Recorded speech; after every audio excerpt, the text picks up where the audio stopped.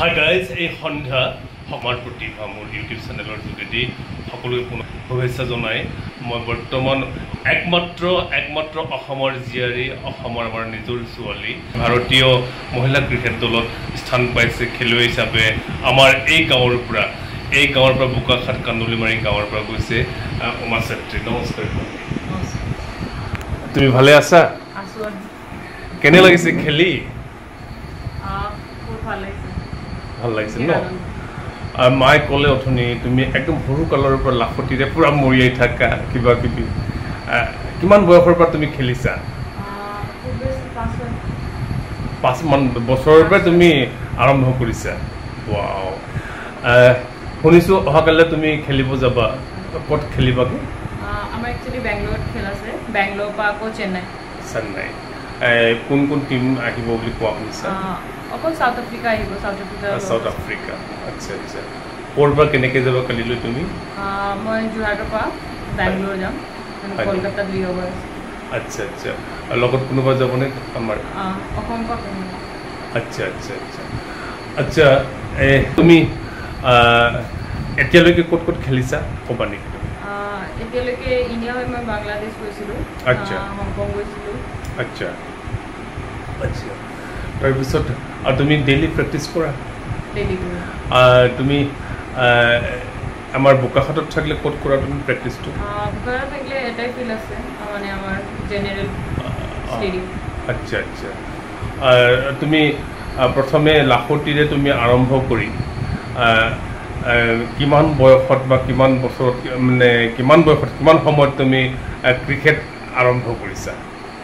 Actually মই সৰুৰ পৰা এনেই ঘৰত খেলি থাকোঁ, বাট মই বোকাখাটত যেতিয়া হিন্দী স্কুলত পঢ়ি আছিলোঁ তেতিয়াই লগৰবোৰলৈ ক্ৰিকেট খেলিব এনে টিফিন ছুটীত তেওঁলোকৰ লগতে গম পালোঁ যে বোকাখাটত ক্ৰিকেট আহি আছে, মানে মহিলা ক্ৰিকেট। তেতিয়াৰ পৰা আৰম্ভ কৰোঁ। আচ্ছা, কিমান বছৰ হ'ল মহিলা ক্ৰিকেট? এতিয়া খুব বেছি 10 বছৰমান হ'ল, 10-11 বছৰমান হ'ল মই শিকা। আচ্ছা আচ্ছা আচ্ছা আচ্ছা। এতিয়া তোমাৰ এই বোকাখাটত তোমাৰ লগত কেইজনী মানে খেলে? বোকাখাটত এতিয়া বহুত ছোৱালী ওলাই আহিছে, আগত যিমান আছিলে মানে আমাৰ পুৰণা আছিলোঁ মই, অনামিকা, মুস্কান মল্লিক, অৰ্পণা কৰ্মকাৰ, KP, কল্পনা চাউতাল আৰু আগৰ বহুত আছে, মানে এতিয়া তেওঁলোকে যোনে ক্ৰিকেট এৰিলে, বাট এইকেইজনী আছিলে ক্ৰিকেটৰ লগত আছে।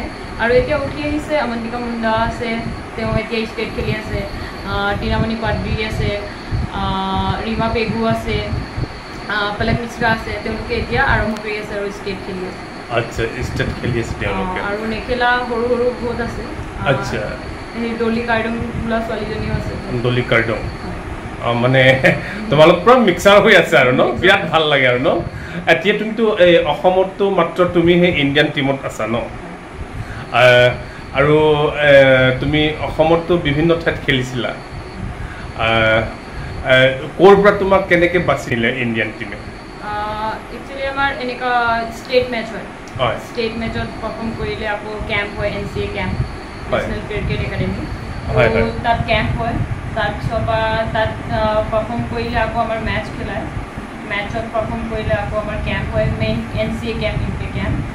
তাত পাৰফৰ্ম কৰিলে আমাৰ এনেকুৱা টুৰ, এতিয়া বহুত টুৰ ওলায় না, চাউথ আফ্ৰিকাৰ টুৰ আছিলে, টুৰ বাংলাদেশ টুৰ, তো তেওঁলোকে তাত বাছি লয় আচ্ছা টিমৰ কাৰণে। তো আমাৰ তেনেকুৱা হৈছিলে আৰু মই 23 কেম্পত চিলেক্ট হৈছিলোঁ, ক্ৰিকেট কেম্পটো, আণ্ডাৰ 23 ইমাৰ্জিং কেম্প, তাত মই চিলেকশ্যন হ'লোঁ। তাৰপিছত আমাৰ মেচ হ'ল, মেচ হোৱাৰ পিছত তাতো ভাল পাৰফৰ্ম কৰিলোঁ। তাৰপিছত আমি খেলিব গৈছিলোঁ হংকং, আণ্ডাৰ 23 ইমাৰ্জিং। আচ্ছা, হংকং মানে চাইনা? ৱাও, ধুনীয়া ধুনীয়া। আৰু যিহেতু আমি ক্ৰিকেটৰ বিষয়ে বেছি নাজানোৱেই, তোমাৰ বিষয়ে মানে জনাৰ বাবে আহিছোঁ। আৰু তুমি ক'ত খেলিছিলা, কি কৰিছিলা, ক্ৰিকেট প্ৰেমীসকলে চাই আছে, সেইটো কাৰণে তুমি প্ৰিয় হৈ গৈছে আমাৰ অসমৰ ছোৱালী হিচাপে, আৰু আমিও জানি বিৰাট ভাল পাইছোঁ। আৰু এতিয়া কথাটো হৈছে কি, তুমি এই ইমান দূৰ যে তুমি আগবাঢ়িলা, তাৰ প্ৰথম উৎসাহ উদ্দীপনা দিছিলে, তোমাক সহযোগ কোনে দিছিলে? সহযোগ কৰে মোৰ মায়ে আৰু দেউতাই মোক বহুত মানে সহযোগ দিছিলে। হয়, যিমান মানে ইমান গাঁৱৰ পৰা ওলাই যোৱাটো মানে ইমান সম্ভৱ নহয়, মানে আৰু তাকো ছোৱালী মানুহ। হয় হয়। তাৰপিছতো মোৰ মায়ে মোক আৰু মোৰ ফেমিলি আৰু মোৰ ডাঙৰ মামা আছে, তেওঁলোকে মানে মোক বহুত সাপোৰ্ট কৰিলে আচ্ছা অকলে অহা যোৱা আৰু এনেকুৱা আহোঁতে সন্ধিয়া হৈ যায় তো আহোঁতেও যাওঁতেও কেতিয়াবা দেৰি হৈ যায় কেতিয়াবা মামা আহে ল'বলৈ কেতিয়াবা মা দেউতা যায় ল'বলৈ আচ্ছা আচ্ছা মায়ে এটাই কৈছিলে যে মই যিমান কৰিব নোৱাৰিলোঁ সিমান ছাপোৰ্ট কৰিম তই কৰিবি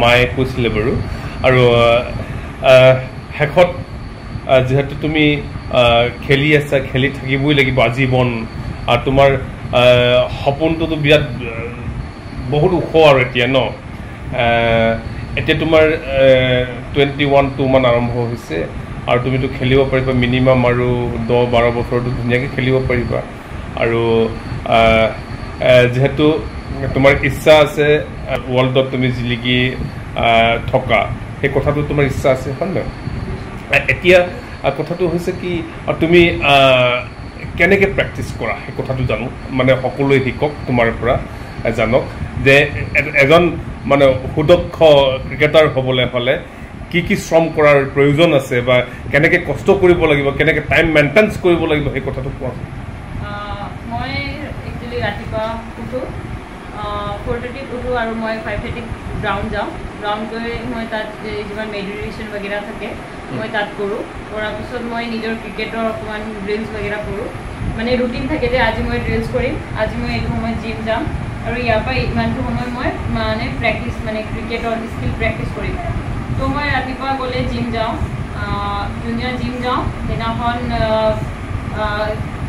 1 ঘণ্টা পিছত আকৌ মই বেটিঙৰ ড্ৰিলছ কৰোঁ সেইদিনাখন অকল বেটিঙৰ ড্ৰিলছ কৰোঁ আবেলি মই কিপিং আৰু বেটিং দুটাই কৰোঁ দিনত ৰাতিপুৱা 3 ঘণ্টা আৰু সন্ধিয়া 3 ঘণ্টা যদি মোৰ মেটচ নাথাকে যদি মোৰ ডমেষ্টিক মেটচ নাথাকে তেতিয়া মই তেনেকৈ মানে অফ ছিজনত তেনেকৈ প্ৰেক্টিছ কৰোঁ আৰু যদি মোৰ ছিজনত থাকে তেতিয়া মই অকল 4 ঘণ্টা কৰোঁ ৰাতিপুৱা জিম বা ফিটনেছ আৰু মোৰ মেডিটেশ্যন আৰু সন্ধিয়া হ'লে অকল ক্ৰিকেট তেনেকৈ তুমি নিজকে মানে অধ্যয়ন কৰি থাকা আৰু মানে ৰিচাৰ্চ কৰি থাকা ৰিভাইজ কৰি থাকা আৰু ন সেইটোতো কৰিবই লাগিব খোৱা বোৱাৰ বিষয়ে তুমি ক'বা নেকি কি খোৱা কি নোখোৱা এইটোতো জানিব বিচাৰিব ন উঠি অহা মানে প্ৰজন্মই তোমাক ভাল পোৱা সকলো ক্ৰিকেট প্ৰেমীয়ে তুমি কি খাই ভাল পোৱা খাই তেনেকুৱা মানে একো এনেকুৱা নাই যে খাই মই বেলেগ কিবা ভাল পাওঁ বাট ঘৰত যেনেকুৱা নৰ্মেল যেনেকুৱা খানা থাকে ৰাতিপুৱাও কেতিয়াবা গাখীৰ চাখীৰ খাওঁ মই গাখীৰ খাওঁ আৰু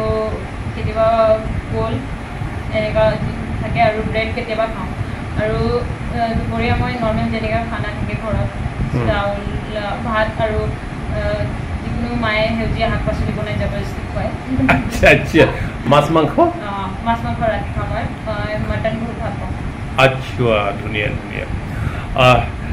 যিহেতু তুমি খেল ভাল পোৱা আজি ক্ৰিকেটাৰ হৈছা খেলৰ বাহিৰেও তুমি ঘৰুৱা কাম কৰিছিলানে আগতে বা এতিয়াও কৰা নে ধৰি লোৱা ঘৰৰ কাঁহী বাতি ধোৱা ভাত বনোৱা শাক পাচলি খেতি কৰা বা কিবা কিবি কৰা এইবোৰ কৰা নকৰা মাক সহায় কৰা এইবোৰ কৰিবলগীয়া হয় মাক সহায় কৰিবলৈ মই কৰোঁ মই আমাৰ খেতি কৰে যেতিয়া মই ধানো ৰোওঁ ধানো কাটোঁ যেতিয়া মানে যদি মই ঘৰত থাকোঁ তেতিয়াহ'লে মই ধান ৰোৱনাও কৰোঁ তাৰপিছত ধানো কাটোঁ আৰু ঘৰত যদি থাকোঁ তেতিয়াহ'লে মাক হেল্প কৰোঁ খানা খুব কম বনাওঁ কাঁহী বাতি ঘৰৰ বাকী কামবোৰ কৰোঁ আচ্ছা যিহেতু তুমি কণমানি ছোৱালী কিছুমান কথা প্ৰশ্ন কৰিবলৈও বেয়া সুধিবলৈও বেয়া আৰু কথাটো হৈছে কি তুমি খেলাৰ বাহিৰেও কি আৰু কিবা ভাল পোৱা নে কিবা কৰা নে তুমি কিবা খেলাৰ বাহিৰেও গান শুনি ভাল পোৱা কিছুমানে নাচি ভাল পায় বা কিবা চিনেমা চাই ভাল পায় আৰু পঢ়ি ভাল পায় খেলাৰ বাহিৰেও কি কৰা আৰু তুমি খেলাৰ বাহিৰে মই গান শুনি বহুত ভাল পাওঁ হয় নেকি হয় কাৰণ গান শুনিলে মাইণ্ডটো অলপ ৰিলেক্স হৈ থাকে তো মই গান শুনি ভাল পাওঁ আৰু কেতিয়াবা ফুৰি ভাল পাওঁ ভ্ৰমণ কৰি ভাল পোৱা তোমাৰতো এতিয়া ভ্ৰমণ কৰাৰ স্কোপে পাই গ'লা তোমাৰ ৰাস্তাটো এতিয়া ভ্ৰমণ আজি আমুকত খেলিলা অহাকালিলৈ তামুকত খেলিবা ভ্ৰমণেই আৰু খেলিব গৈছোঁ খেলিব গ'লে অকল খেলাত মাথা থাকে আৰু যদি অফ চিজন হয় তেতিয়া অকণমান ফুৰিলে মাথাটো ৰিলেক্স থাকে আচ্ছা এতিয়ালৈকে তুমি ক'ত গৈছা এতিয়ালৈকে প্ৰায় অল ইণ্ডিয়াতে এনেকুৱা খেলটো ডমেষ্টিক মেটচেছ আচ্ছা ফুৰিবলৈ মই এনেকুৱা ক'তো যোৱা নাই বোকাহাটতে মানে যদি ফুৰিব মন আছে মোক কণ্টেক্ট কৰিবা মই লৈ যাম তোমাক মই গোটেই ঘূৰি থাকোঁ আৰু অসমৰ মোক জানিবা পিছত তুমি মই কি কৰোঁ নকৰোঁ আচ্ছা এতিয়া তুমি কণমানি ছোৱালী আৰু তোমাৰ সপোনটো বেলেগ ধৰণৰ সপোনটোতো তুমি খেল খেলিয়েই মানে জীৱনটো কটাম বুলি ভাবিছা তথাপিতো সুধিবলৈ বাধ্য যিহেতু তুমি এতিয়া 18 বছৰ পাৰ হ'লা এতিয়া কিমান কথা সুধিব পাৰি আৰু ন তোমাৰ বয়ফ্ৰেণ্ড আছে নাই এইটো জানিব লাগিব ন ভৱিষ্যত বিয়া হ'বানে নাই নহ'বা ৱাও চিংগলকে থাকিবা মাৰ লগতে বিৰাট ধুনীয়া তোমাৰ চিন্তা বহুত ধুনীয়া ভাল কনচেপ্ট আৰু যিহেতু শেষত এটা কথা জানিব লাগিব যিহেতু তুমি এটা প্ৰেৰণা অসমৰ এতিয়া আইডল হৈছা তুমি অসমৰ এটা নক্ষত্ৰ হৈছা এই মহিলা মানে যুৱতী সমাজৰ বা মানে ছোৱালী সমাজৰ হয় নাই আৰু তোমাক লৈ এতিয়া সকলোৰে গৌৰৱ এতিয়া তুমি উমা চেত্ৰী এতিয়া যিহেতু তুমি প্ৰেৰণা যেতিয়া তুমি প্ৰেৰণা দিব লাগিব নহয় উঠি অহা চামক তুমি নতুন চামক কি ক'বা প্ৰেৰণা কি দিবা তেওঁলোকে মানে এতিয়া যি মানে কৈ যে যিকোনো ক্ষেত্ৰত অকল এনেকুৱা নহয় যে ক্ৰিকেট হওক বা খেলক হওক মানে তেওঁলোকে খেলক কাৰণ অকল মানে খেলিবৰ কাৰণে নহয় বা ভাল পাই কাৰণে খেলক কাৰণ তেওঁলোকে যদি খেলে তেওঁলোকৰ হেল্থ ভাল হ'ব বেমাৰ আজাৰ কম হ'ব তেওঁলোকে যদি খেলে সিহঁতৰ ফিটনেছ ভাল হ'ব তো তেওঁলোকে আহক এক ষ্টেপ বাঢ়ি আহিলে তেওঁলোকে যদি এক ষ্টেপ লয় তেতিয়াহ'লে তেওঁলোকেও গম পাব যে খেল কিমান ভাল হয় নিজৰ হেল্থৰ কাৰণে নিজৰ কাৰণে আৰু তেওঁলোকে ভালকৈ খেলক ভালকৈ মানি চলক মানে যোনটো ক্ষেত্ৰত সিহঁতি আগবাঢ়িব যোনটো তেওঁলোকে ভাল পায় সেইটো ক্ষেত্ৰতে সিহঁতি ভালকৈ খেলক কাৰণ এতিয়া বহুত খেলত অকল ক্ৰিকেটতে নহয় চব গেমতে এতিয়া বহুত অপৰচুনিটি আহি আছে ভাল গেম আহি আছে তেওঁলোকে সেইটো যোনটো কৰে সেইটোতে ভালকৈ মন দি কেনে কৰক যাতে তেওঁলোকে তাৰ পৰা ভাল ৰিজাল্ট পায় এনেকুৱা নহয় যে আহিছে জাষ্ট টাইম ৱেষ্ট কৰিছে আৰু গৈছে তেনেকুৱা নহয় ভালকৈ ডিচিপ্লিন মানি চলক ভালকৈ কৰক মানে এইটো উঠা টাইম এইটো মানে প্ৰেক্টিছ কৰিছে প্ৰেক্টিছৰ টাইম এইটো পঢ়া টাইম তো তেওঁলোকে টাইম টেবুল ডিচিপ্লিন মেইনটেইন কৰক তেওঁলোকে নিশ্চয় তেওঁলোকৰো যেনেকুৱা মই সপোন যোনটো চাইছোঁ আৰু মই যোনটো ট্ৰাই কৰোঁ যে মই এটা টাইমত এটাতে ফ'কাছ কৰিম তো তেওঁলোকেও তেনেকুৱা ট্ৰাই কৰক কাৰণ যদি তেওঁলোকে যদি এইটো ট্ৰাই কৰে নিশ্চয় তেওঁলোকৰো সপোনটো পূৰণ ধুনীয়া এই কথা আমাৰ অসমৰ জীয়াৰী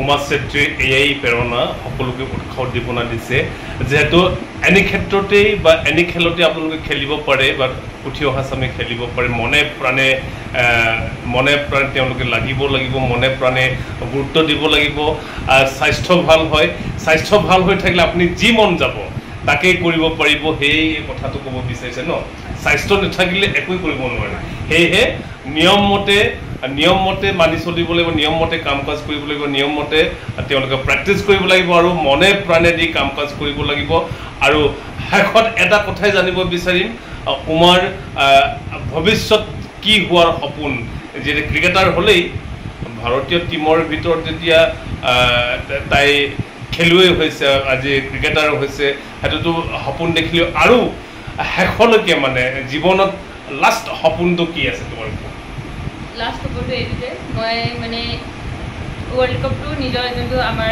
দেশৰ চবতকৈ গৌৰৱ ৱৰ্ল্ড কাপটো নিজৰ ঘৰলৈ অনা আৰু ছেকেণ্ড সপোন মই